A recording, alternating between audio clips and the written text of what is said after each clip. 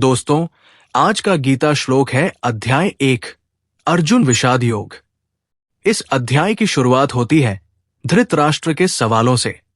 धृतराष्ट्र जानना चाहते हैं कि धर्म भूमि कुरुक्षेत्र में उनके पुत्र दुर्योधन और उसकी सेना क्या कर रहे हैं और पांडवों की सेना का क्या हाल है।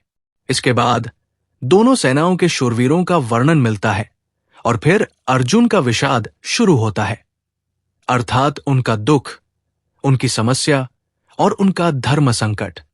आइए सुनते हैं अर्जुन विषाद योग का पहला श्लोक।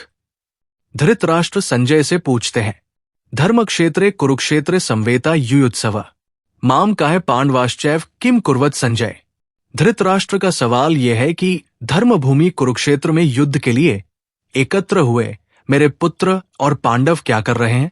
धृतराष्ट्र देख नहीं सकते थे क्योंकि वे नेत्रहीन थे, लेकिन उनकी दृष्टिहीनता केवल शारीरिक थी।